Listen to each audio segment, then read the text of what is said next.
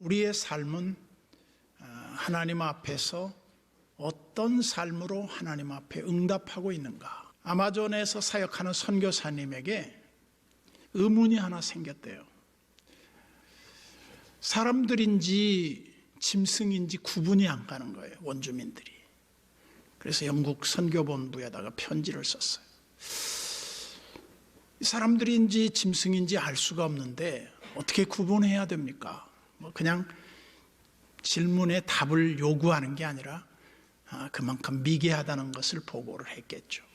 근데 영국의 선교본부에 답이 왔는데 이렇게 답이 왔다는 거예요. 사람들이 웃으면 그게 사람이고 웃을 줄 모르면 짐승이다. 그랬어요.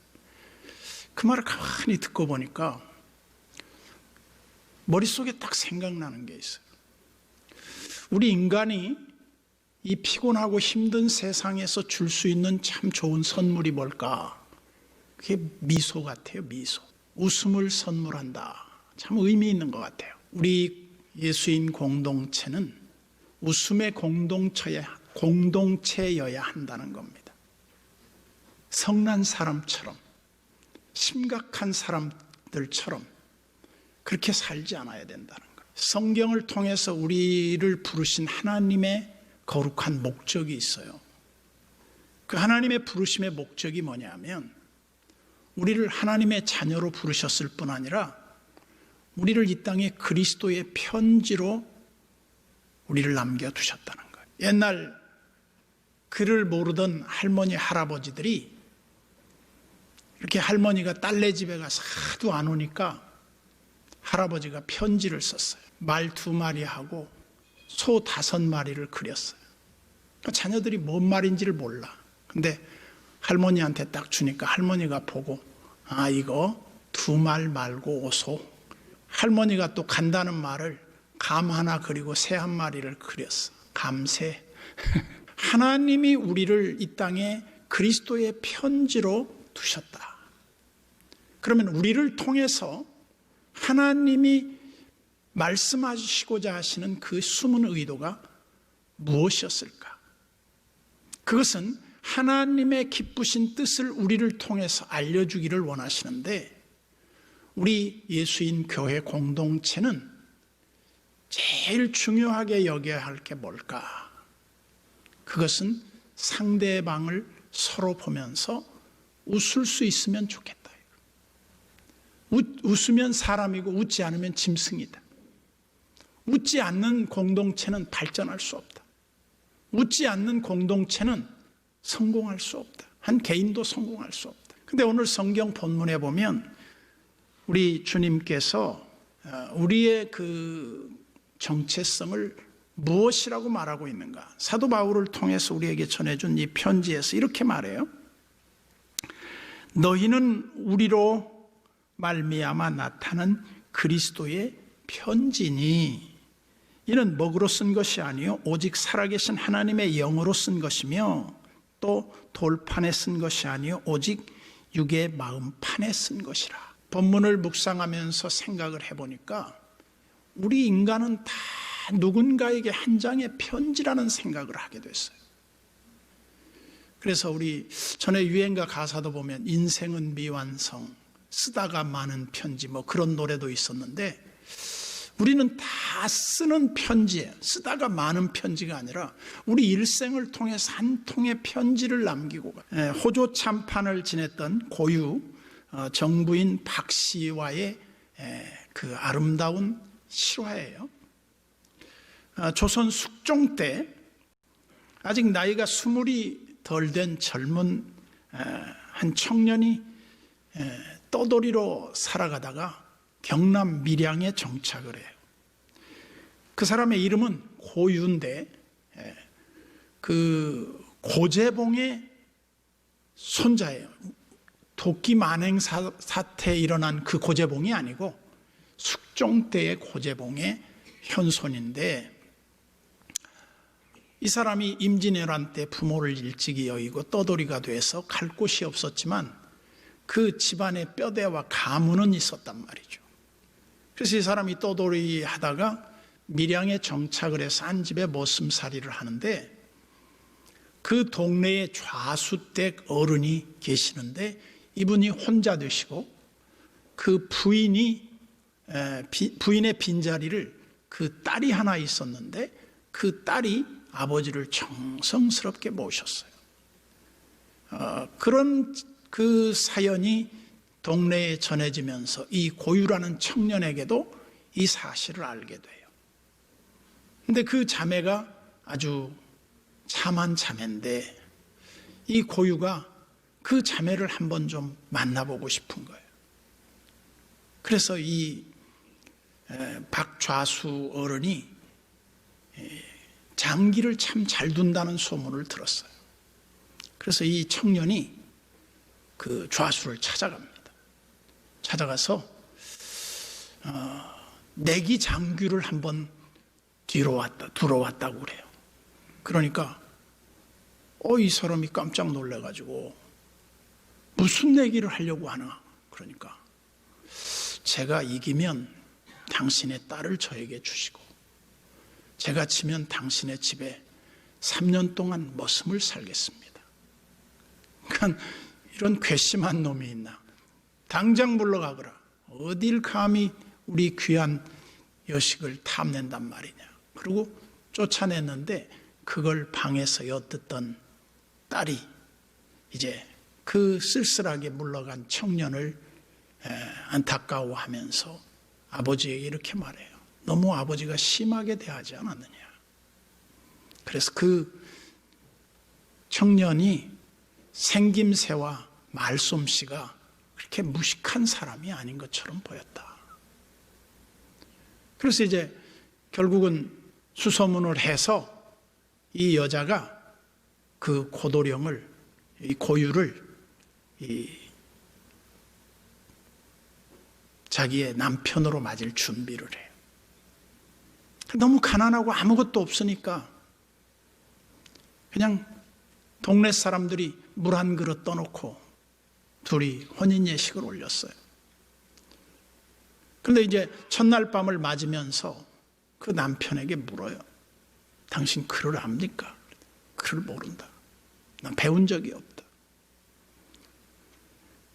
남자가 글을 모르면 어떻게 행세하겠습니까? 글을 배워야 합니다. 그러면서 그 남편에게 이렇게 약속을 해요. 우리 10년 동안 떨어집시다. 10년 동안 당신은 열심히 공부를 하십시오. 그리고 나는 열심히 삶을 살겠습니다. 헤어졌어요. 그러면서 떠나가는 남편에게 자기가 짜놓았던 천을 이렇게 몇 피를 이렇게 말아서 주면서 이걸 팔아서 여비를 하라고 그래요. 시장에 가서 그걸 팔아가지고 그 합천에 어떤 유명한 한학자를 찾아가요. 그래서 그 공부를 해요. 열심히 이제 애들하고 함께 천자문을 배우기 시작하는 거죠. 그래서 그 한문을 굉장히 열심히 공부를 하는데 얼마나 열심히 했는지 그 스승이 더 이상 가르칠 것이 없다고 내려가라고 그래요. 그래도 이 사람은 다시 합천 해인사에 들어가가지고 방을 하나 달라고 하면서 밥을 얻어먹으면서 그야말로 송곳으로 허벅지를 찌르면서 지독하게 공부를 해요. 그러던 어느 날 이 숙종 때 이 정부에서 과거 시험을 치르겠다 광고가 났어요. 그래서 이 사람이 응시를 했는데 한 번에 장원급제를 해요. 그래가지고 이 숙종의 총애를 받고 지내다가 신하들이 말을 해도 잘 알아듣지 못하는 그 어느 날 낙수물 소리가 너무 커서 신하들이 말을 해도 못 알아들으니까 그때 그 즉필로 한문으로 글을 쫙 써서 신하들이 좀 큰 소리로 상감께 하려면 상감께서 알아들을 수 있겠다. 한문으로 기가 막히게 글을 탁 썼어요. 이걸 본 상감이 너무 감격을 해가지고 그 자네의 이야기 좀 듣고 싶네. 자네 가문은 어떤 가문인가? 그리고 자네 천은 있는가?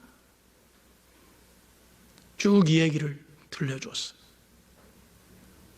이 숙종이 감동을 받고 혹시 그 자네 아내가 자네를 기다리고 있을지 아니면 재가를 했을지 궁금한데 한번 내가 자네를 그 자네의 그 부인을 시험해 볼 터이니 한번 내려가 보게. 이 사람에게 밀양 군수급으로 이제 임명을 내리고 신하들을 날려 보내요. 그래 가서 이제 거지 복장을 하고 자기 아내가 어떻게 하고 있는가 찾아가 보니까 그 처갓집은 다 무너지고 폐허가 돼서 잡초만 무성해. 그래서 그 동네 사람들한테 수소문에 물어보니까 그 여인이 그 앞마을에 가서 큰 땅을 일궈서 천석군이 됐다는 거예요. 엄청난 부자가 됐다는 거예요. 그런데 그때 첫날 밤 하루 지내면서 그 아이가 생겨서 지금 아들이 10살이 됐다는 거예요. 그래도 그 동네를 찾아가서 제일 부잣집에 찾아가서 문을 두드려 보니까 바로 그 집이야. 그 아들이 나왔어. 거지 행세를 하고 거지처럼 말을 하니까 나는 이 집에 어디 처마 밑에 하룻밤 묵어가고 싶은데 재워달라고 그러니까 우리 집에 오신 손님을 그렇게 대하는 법은 없습니다. 행랑채로 모셔서 얘기를 하다 보니까 이 꼬마가 묻는 거예요. 아저씨 성씨는 뭡니까? 거지가 성이랄 게 있겠습니까? 저는 그냥 고갑니다. 혹시 부인이 계시다면 부인은 성씨가 어떻게 됩니까? 그냥 박씨인데 어디 사는 줄도 모릅니다. 그러니까 자기하고 너무 비슷한 거예요. 그래서 이제 그 얘기를 전해주러 엄마한테 달려가는데 엄마가 밖에서 들은 거죠. 보니까 자기 남편이라. 그러면서 가서 예를 갖추면서 서방님 이제 오셨습니까? 여보 미안하오. 내가 당신이 준 그거 팔아가지고 갔는데 도둑 맞고 글도 못 배우고 거지가 돼서 이렇게 돌아왔는데 당신한테 면목이 없어. 그 무슨 소리냐고. 제가 돈 많이 벌어놨으니까 걱정하지 말라고. 오시라고.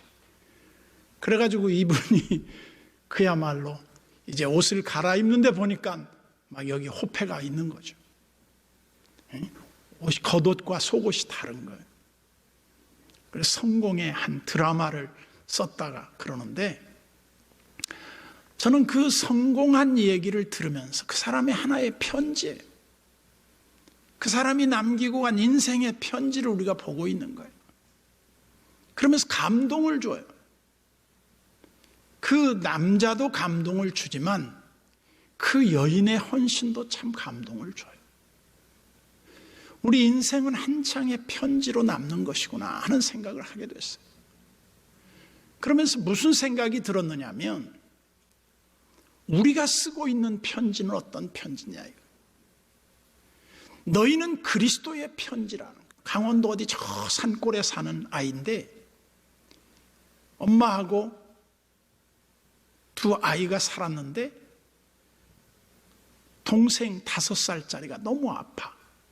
근데 병원에 갈 돈도 없어. 그래서 엄마가 늘 이 아이를 위해서 기도를 하는 거예요. 하나님, 이 아이에게 기적이 필요합니다. 기적이 필요합니다. 그러니까 이 아이의 형이 한 8살이나 됐는지 그 아이가 기적약이 있는가 보구나. 그래가지고 자기가 그동안 모아놓은 저금통을 깨요. 보니까 7,600원이에요. 그리고 그 7,600원을 담아가지고 약국으로 막 뛰어갔어. 그래서 약국에 가서 약사님, 약 사러 왔는데요. 무슨 약을 필요하냐? 기적약이요. 그러니까 기적약이라는 게 없단다. 그러니까 이 애가 기적이 있어야 우리 동생이 산다고 했는데 근데 마침 그 옆에 약사의 동생인 의사가 있었어요. 그 의사가 동생이 어떻게 아프니? 모르긴 한데요. 말도 못하고요. 지금 죽어가고 있어요. 근데 우리 엄마가요. 계속 기도하면서 이 아이에게 기적이 필요합니다. 기적이 필요하다고 해서 제가 기적약을 사러 왔는데 기적약이 없다고 해요. 그래? 그러면 내가 한번 같이 가볼까? 그러면서 그 약사 동생이 의사였는데 그 의사가 그 아이네 집을 찾아가요. 그래가지고 진찰하고 그 아이를 완전히 고쳐줘요. 그러니까 엄마가 물어요. 이 아이 치료비가 얼마입니까? 그랬더니 7,600원입니다. 그래요. 왜냐하면 기정약 값이니까. 물론 그 돈을 받았겠습니까마는 저는 이런 그 이야기를 통해서 우리 현실 속에서 우리가 삶에 그 정말 필요한 것들이 무엇일까? 그것은 한마디로 우리 인생의 그 아픔을 잘 극복해내는 인생 승리의 편지가 그리스도의 향기를 나타내지 않을까 그런 생각을 하게 됐어요. 다윗의 아들 예루살렘의 왕 전도자의 말씀이라. 전도자가 이르되 헛되고 헛되며 헛되고 헛되니 모든 것이 헛되도다. 여기까지 읽으면 인생 허무주의자 같잖아요. 너무나 헛된 허망한 세상에 우리가 살고 있는 것 같잖아요. 근데 이 전도자가 헛되고 헛되고 헛되다, 모든 것이 다 헛되다, 그런데 헛되지 않은 게 있다, 이 말을 하고 싶었던 거죠. 근데 그 헛되지 않은 게 딱 하나 있는데 그게 뭐냐? 하나님을 경외하며 그 전능자를 기억하고 사는 것은 헛되지 않다는 거예요. 그 말 한마디가 해답이에요. 저는 오늘 말씀을 묵상하면서 여러 말을 드리는 것보다도 우리가 하나의 편지로서 어떤 역할을 할 것인가, 제일 우리가 써야 할 편지 가운데 하나는 다른 사람에게 웃음을 선사했으면 좋겠다. 웃는 사람은 망하지 않아요. 웃는 사람은 성공할 수 있어요. 웃는 사람은 절대로 좌절하지 않아요. 웃는 사람은 다시 일어날 수 있어요. 그래서 우리가 일명 얼굴이라고 그러지 않습니까? 얼이 들락날락하는 굴인데 우리 얼굴이 우리의 이력서예요. 이게 우리의 편지예요. 영국의 유명한 귀족이 아프리카 케냐의 나이로비에서 살고 있었어요. 그런데 그 집에 도와줄 일꾼을 하나 필요했는데 일꾼을 모집했는데 청년이 하나 왔어요. 그 사람을 그 청년을 고용했어요. 3개월 동안 열심히 일을 하고 일을 다 배우더니 이 청년이 일을 그만하고 떠나겠다는 거예요. 그러면서 추천서 하나를 써달라는 거예요. 뭐라고 추천서를 써달라고 했느냐 보니까 그냥 자기가 성실한 젊은이라는 추천서를 하나 써달라는 거죠. 그래서 왜 떠나느냐? 네가 지금 막 일을 배우고 좋은 좋은 일을 할 수 있는 여건이 됐는데, 그랬더니 이 청년이 이렇게 말하는 거예요. 저는 사실 기독교인 집에서 한 3개월 일을 해보고, 그리고 지금 제가 떠나려고 하는 집은 무슬림 집입니다. 내가 3개월 동안 양쪽 집에 살아보고 내 종교를 선택하려고 합니다. 그때 영국의 그 귀족이 무한한 책임을 느꼈다는 거예요. 내가 이 청년에게 3개월 동안 어떤 모습을 보여줬을까? 더 잘 살 수 있었는데. 마찬가지라고 봅니다. 저도 수많은 우리 성도들과의 만남, 성도 외에도 많은 사람들을 만났지만 만나는 그들과 내가 지나고 보니까 그들이 나에게 다 편지를 쓰고 갔어요.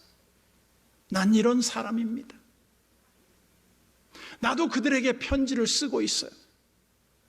내가 쓴 편지가 그들에게 어떻게 읽혀졌을진 모르지만 나는 한 장의 편지로 남아있는 거예요. 아, 민목사, 딱 떠오르는 편지가 하나 있겠죠. 여러분들의 삶도 저에게는 편지로 읽혀지는 거예요. 어쩔 수 없는 거예요. 근데 제가 지금까지 제일 좋은 편지는 어떤 편지냐? 항상 웃는 편지가 최고의 편지예요. 여러분, 화가 났을 때 화를 참는 정도의 그 인격이면요, 모든 걸 다 참아내고 이길 수 있어요. 모든 걸 다 극복할 수 있어요. 그래서 우리는 그리스도의 편지를 어떻게 불신자들에게 나를 표현할 것인가? 내 편지를 어떻게 쓸 것인가? 굉장히 중요하다고 봐요. 프랑스의 시인이자 소설가요 극작가였던 빅토르 위고는 레미제라블을 8판째 출간을 했어요. 엄청난 인기의 베스트셀러가 됐어요. 그때 이 빅토르 위고가 영국 런던의 출판사인 허스트 앤드 블라게트사에다가 편지를 써요. 뭐라고 편지를 썼냐면 이렇게 편지를 써요. 물음표를 딱 찍고 빅토르 위고, 이렇게 편지를 딱 한 장만 썼어요. 한 줄만 썼어요. 이걸 받고 출판사에서 뭐라고 답을 했냐? 딱 느낌표 하나만 딱 써서 답장을 보냈어요. 물음표와 느낌표의 차이가 뭐겠습니까? 빅토르 위고의 물음표는 책이 잘 팔리고 있느냐? 이 질문이었어요. 빅토르 위고가 잘 나가고 있느냐? 지금 어떠냐? 물음표예요. 이에 대한 출판사의 느낌표는 판매 상태 양호함을 느끼고 있음, 이거예요. 여러분, 이 짧은 기호 하나에 메시지가 다 전달된다는 거죠. 저는 우리 그리스도인으로서 삶을 통해서 많은 사람들에게 어떤 메시지가 전달될까 한번 생각해 봐요. 그래서 성경은 우리에게 말해요. 항상 기뻐하라. 쉬지 말고 기도하라. 범사에 감사하라. 이것이 너희를 향하신 하나님의 뜻이니라. 기뻐할 수 있는 조건이 있어야 기뻐하죠. 감사할 조건이 있어야 감사하죠. 지금 삶이 지쳐서 기도할 수 없는데 뭐 어떻게 기도해요? 다 그것은 성경에 반하는 말이에요.